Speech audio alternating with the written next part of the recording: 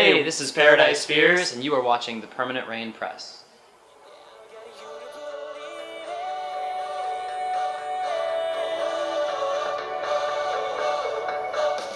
Hey guys, this is Permanent Rain Press, and today I'm here with two members of Paradise Spheres. How are you guys doing today? Doing good. Really good. Really good. Awesome. So can you guys start by introducing yourselves and your roles in the band, but you have to say it in a different style or accent? Well, hello, I'm Cole. And I play guitar. What kind of guitar, Cole? An acoustic. Right, I'm Sam, and I sing, I sing, yeah. Right. Sing. What accents are those? I don't really know. Yeah, I don't know what yours is. I kind of do that voice occasionally. It's not really much of an accent. I wouldn't know what to classify it as. So you kind of made it up. It's kind of your own. Yeah, it's his own dialect. Mine was just like an attempt at a British accent, but this a bit basic, I know. Good enough. It's something, right? Yeah. So you guys started this journey as Paradise Spheres, or Paradise Spheres the Turtle, rather, like around over 5 years ago in high school. What has it been like? Like, can you sum it up in words? How great it's been, you know, getting to travel and grow and make music together? Oh yeah, I think it's been incredible. I really enjoy like all the friends I've made through the process. They're like some like lifelong friends for sure. Yeah, it's been really, really cool. It's amazing thinking about it over the course of 5 years, having kind of the ups and downs we've gone through, the learning curves that we've had to kind of swing ourselves around. It's been a really, really, if nothing else, very interesting journey, but I mean an unbelievably fulfilling and life rewarding one. And now it's really cool to be at the point that we're at, where we kind of feel like we're just really finding our stride, figuring out who we are, figuring out what we want to be in the future, and how we're going to move forward into the next 5 years. And you guys recently put out a music video for one of your newer songs, You to Believe In. And I know, Sam, you just put out actually something on the blog about kind of a story about the music video. Where did the concept for it come from? Well, it was this.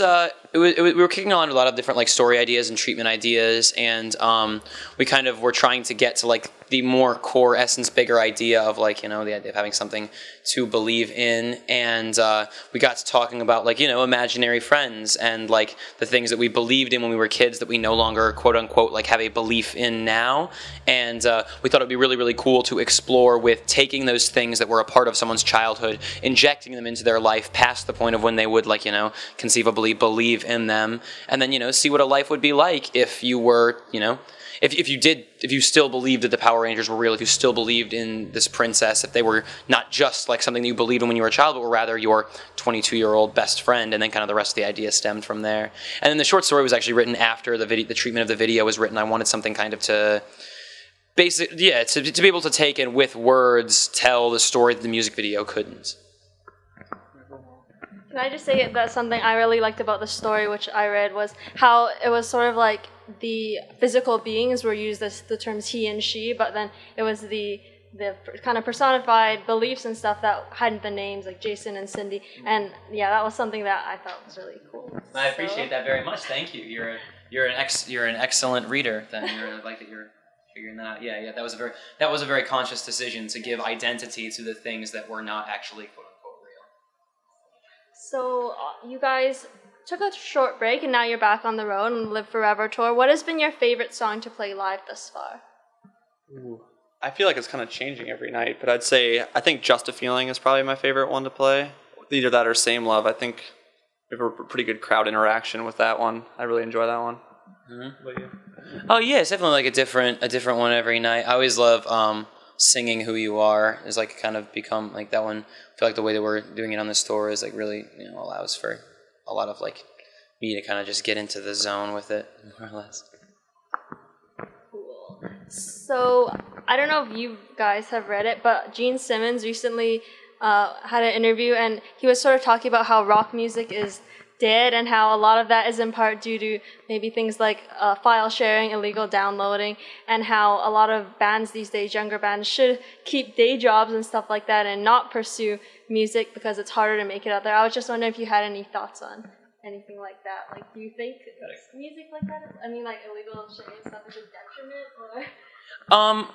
Well, I would say this, regardless of whether or not there is technology that eviscerates any musician's ability to ever profit on music, people should never stop making music for that reason. I understand that it may be more difficult to pursue some type of livelihood, and it may be more attractive to keep a quote-unquote day job, but I don't think people should, stop making music. I don't think people should try, should bend to those technologies. But I actually kind of would probably disagree, and potentially a lot of that probably has to do with the fact that we're coming from a very different era. Gene Simmons probably, he was selling albums because that was the only way to get music. We are born of an era where growing up, we illegally downloaded everything. I never lived at a time when I had to buy music.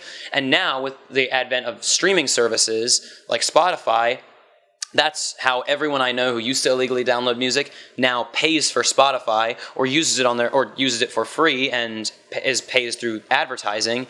And in that way, it's basically the music industry adapting technology-wise to open up new profit and revenue streams outside of just that. So yeah, it's very, very difficult to make it as a musician now, but in a lot of ways, the internet and streaming services have actually lowered the barrier for younger musicians to get into music because people can experiment with everything, which means that if you are truly making good quality art that is reacting, that people want to be a part of, it's so much easier to get it to people, and it has the opportunity to find its audience and have some virality quite a bit faster. So I would say actually I would pretty significantly disagree with that. I think if there was ever a time to be getting into music, you should be doing it now, but you should be doing it in a way that isn't, the 1970s profit model. Don't be trying to sell a CD, be trying to sell a brand. And with the technology as it is now, I don't even think a band like us from South Dakota would have even been able to make it had there not been the technology that it is, the ability to make something go viral without having a major label behind you. Plus, people talk, pretty quick to decry all the terrible things created by technology, but it's also much easier to produce really quality sounding music. Every studio is a bedroom now because that technology is also rapidly evolving, so people are able to make albums for hundreds of thousands of dollars less than they used to make albums for. You could get a mic you could make an album with a mic like this and a MacBook. Mm-hmm. So put it on Spotify. Awesome, deep stuff. Thank you guys for that. Yeah. I think we talk about it a lot. Yeah. Next, I have a few funner questions. There's some more fun surface questions. There's some quick fire questions. So I'm gonna fire off a few words, and after each one, you have to say the first word that pops into your head. But you guys can't say the same word. So if someone says it first, you have to come up with a new one. Okay. All right. So the first word is pizza. Hut. Dominoes. Disney. Bland. Mouse. Turtles. Us. SeaWorld. Oblivion. Coming. For sure. Fire. Oblivion. Sure. I was going to say something inappropriate, but just go ahead and keep going. Wanderlust. Great movie. Paul Rudd. Yeah, amazing movie. Jennifer Aniston. And today is Seattle.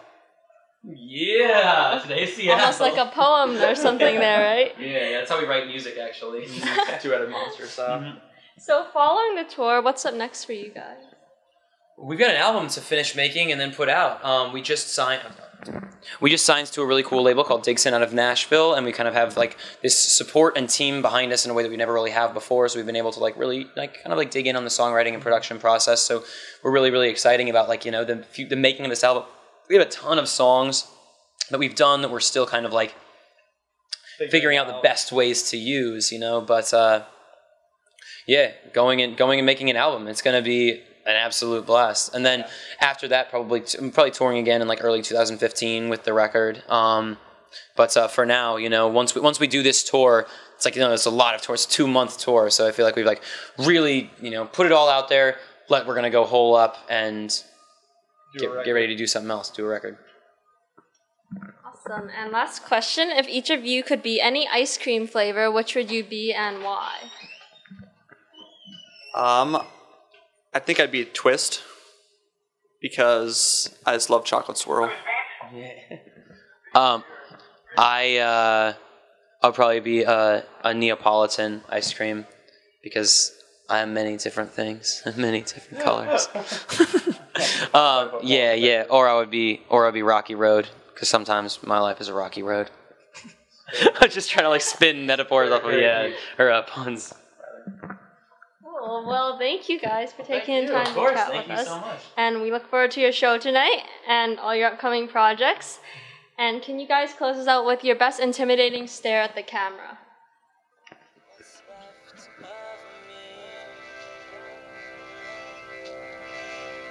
There's a soul, there's a pulse, there's a warrior, there's a